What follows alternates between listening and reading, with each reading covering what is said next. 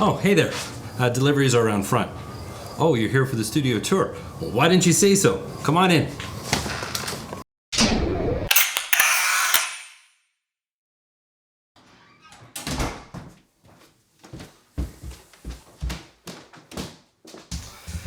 Well, it's been 7 long weeks to get to this point. If you've been following my vlogs, you've been here before, but today I'm going to take you inside.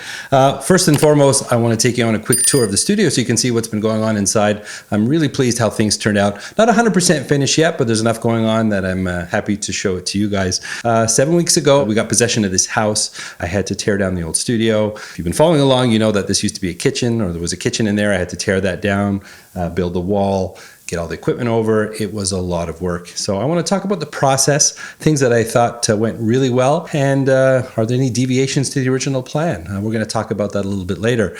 But I'm ready to go on a studio tour. Why don't you join me?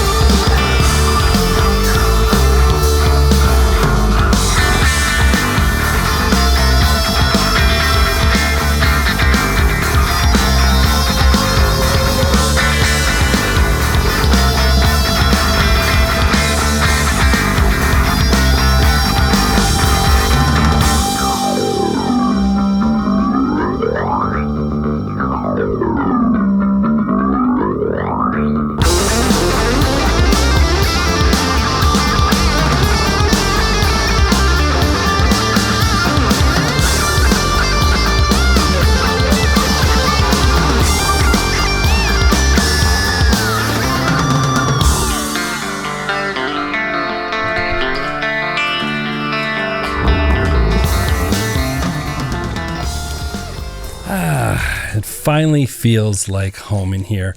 Super excited to be at my new desk. Oh, it feels so good.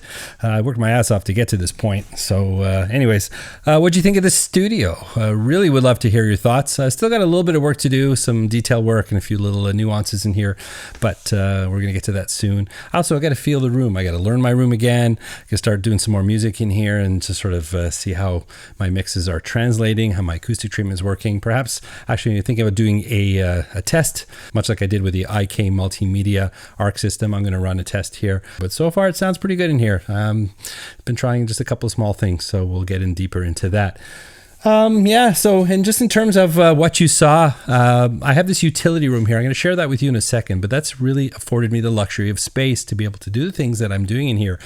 This room actually is a little bit longer than the old studio, but it's a bit narrower, and I have all these bulkheads in here that I didn't have in the other studio, so that was a little bit different, something to get used to, but I didn't have all that extra storage space in the old studio, and that's really helped me so I can push everything out.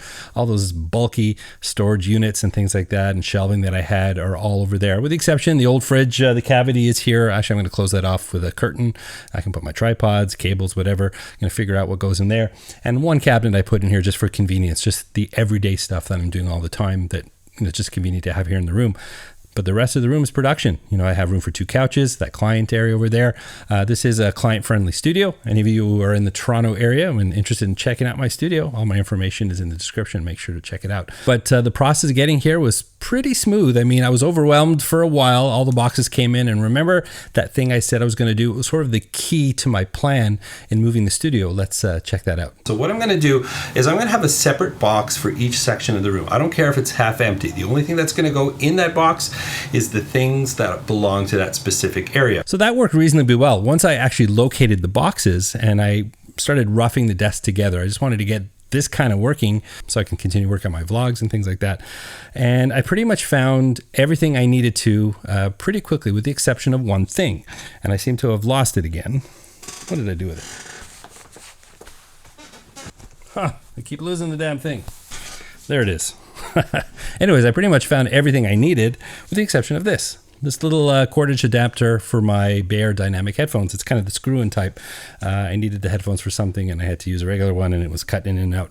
But anyways, it was just in a Ziploc bag, and it was actually sitting here on the desk behind the controller. So I actually had the presence of mind of putting it where I could find it, and I couldn't find it. But pretty much everything else just came out of the boxes. I was able to set up the controllers, all the adapters, power, connectors, all of that, no problem. So that was really good, worked out really, really well. I'm really pleased about that.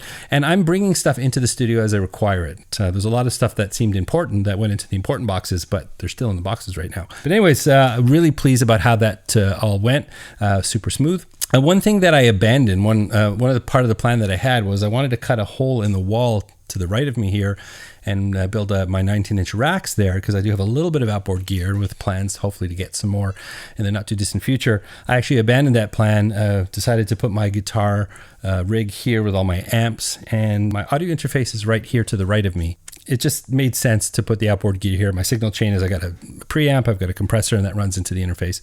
So just having it all here, wasn't a lot of cabling, and it's all managed inside the cabinet here. So it just made more sense, and I just figured I just didn't need to do that. But if I do invest into some more outboard gear in the near future, or at any point in the future, then that certainly is an option. I could wire up everything there, and that's something maybe in a later version of the studio. One big thing here too is this angle is not something I was able to do in the last studio because it was always such a mess in the back of the studio. But here I can put cameras wherever I want. I've got a lot of different places to shoot, a lot more flexibility.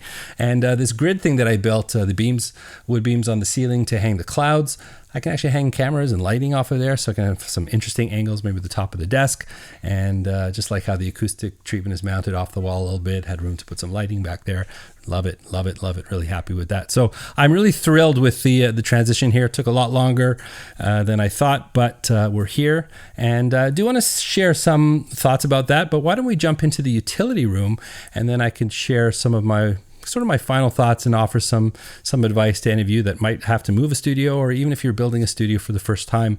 I learned a lot through this transition and just wanted to share a couple thoughts with you. So let's head on in to the utility room.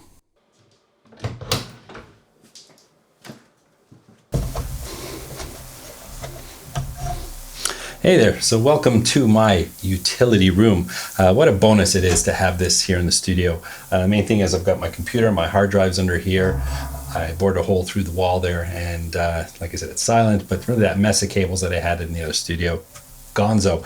This room is not completely set up yet, but it doesn't matter. Nobody's going to really see it except when I invite you in here. It's funny, I got a lot of suggestions about this room in the comments when I introduced it, and they said, oh, you should turn it into a tracking room or turn it into a drum room. Well, I'm sitting down right now, and you can see there's not a lot of space in terms of height, but it's a big enough room that I can have all the equipment in here. Like I said, I've got a nice guitar workshop that I didn't have before, so I can work on my guitars here. And you know, I could probably box in part of this maybe for guitars and things like that, but honestly, I don't need it. But I do appreciate all those comments and some suggestions of what to do with this room. But as you can see, it's not very tall in here. So, but I am thrilled that I've got this for the studio. It's helping me keep organized, and that was the biggest problem I had in the other studio.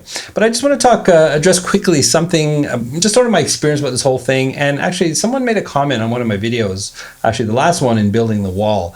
And for some of the people who've been in the game a long time, DIY, I mean, it's a big part of my channel. I'm a big believer that you can do it yourself. But at some point you get to a certain scale where things get harder and harder. And moving this studio, building it, you know, while I did bring in a little bit of help, which turned out for a couple of days, I mean, I spent almost 7 weeks, pretty much 7 weeks with this transition. That was a lot of work, and I did 99% of it myself. And looking back, I think I was a bit adventurous. You know, the older we get, you know, the recovery time's longer, and I'm not going to lie, this one hurt. This was a lot more work than I thought, and I thought I'd be out 2 to 3 weeks, and we're talking 7 weeks. So that's an impact on my business. just getting rolling again, and just, getting the channel going back to doing what I want it to do. So in terms of DIY, I mean, it's a big part of my channel, building panels and building things like that. But eventually you get to a point of scale or certain size where I think I reached the threshold of age and size of studio that was a bit adventurous. It was a big project to take on myself, and I'm paying a bit of the price for it with some aches and pains and that, but we'll get through it. But that comment sort of resonated with me, and sort of evaluating the cost of doing certain things. When I was preparing my house for sale, I mentioned it in a previous video, on a poker on a caulking gun, I actually stabbed myself in the wrist by accident, and that actually put me out of commission for a week and scared me a little bit. But those little freaky injuries can happen when you're using tools and things like that, and just making music and power tools actually mix. Well, problem is that I really enjoy it. I love DIY projects. I love learning, and I continue to learn and applying things that I learned, and it's a big part of my experience. But I think going forward, now certainly I hope I'm not moving for a bunch of years, so hopefully I won't have to do this again, if not ever, for a long time, and by then I'll probably be too old to do it myself. But I am going to evaluate certain things, and making music, being productive is very, very important to me, and the risk of injury when I'm doing certain projects, well, I'm increasing the risk that I'm going to be down, and that's not something that I want to do. So I am going to think about that. I'm going to continue to press on with DIY projects. You want to build your panels, you want to improve your studio, that's what I'm here for. But this project was massive, and I am exhausted. I could use a holiday now, but not taking any holidays. We're going to be jumping into some more content. I've got all kinds of cool stuff coming up. My good friends at Icon Audio, you saw all the controllers on the desk. I got some stuff coming up with them. My friends at Hughes & Kettner, Two Notes Audio Engineering, United Plugins. And if I haven't mentioned your name or your company, we're going to be doing some stuff together. I'm really excited to jump into the new studio and get going. And the next episode, we're going to be back into regular programming. So we're going to put a cap on the studio vlog series. I want to thank all of you who stuck around for the 7 chapters of the studio vlog series. We're going to put that one to bed, and we're going to get back to business here on the channel. But thank you so much for those of you who followed, left me comments and words of encouragement. I will remember forever. Thank you so much. But if you are new to the channel, perhaps I've earned a subscribe. I've got a ton of content on this channel, a lot of it revolving around my home studio, geared to the home studio enthusiast and the home recording musician, with videos to hopefully help make your home studio life better. So perhaps you can just click that subscribe button and come along for the ride. If you really want to support this channel, I am on Patreon. Links to everything I've discussed and some things I haven't are in the description below. And above all else, I hope I'll see you again in another video.